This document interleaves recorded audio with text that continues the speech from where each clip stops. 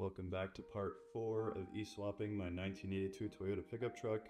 Today is about the motor to transmission connection. Catchy title, I know. As previously mentioned, the motor that I got has 2 output shafts, one on either end. Both are just a circular keyed shaft. So my first step was to put a rotating plate on one side of the keyed shaft. This plate is just pressed on to the shaft and then locked in with the key. It's a 3/4 inch aluminum plate. And I thought for a while about how I was going to mate this up to the existing transmission, given that it has a 28 spline input shaft.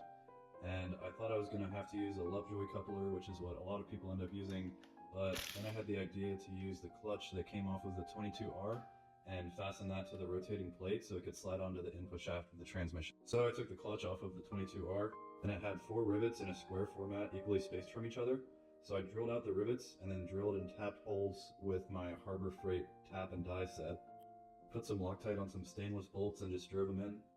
After that, it was time to test fit, and it worked perfectly. The way I could tell if it was engaged was to put the truck in neutral and spin the output shaft on the front of the motor, and then put the truck in first gear and try to spin it again. And if it didn't spin, I knew they were coupled together. A Lovejoy coupler probably would have worked just as well and probably would have been pretty cost effective. But if you're using the existing transmission and you have a clutch, I think it's worth a try.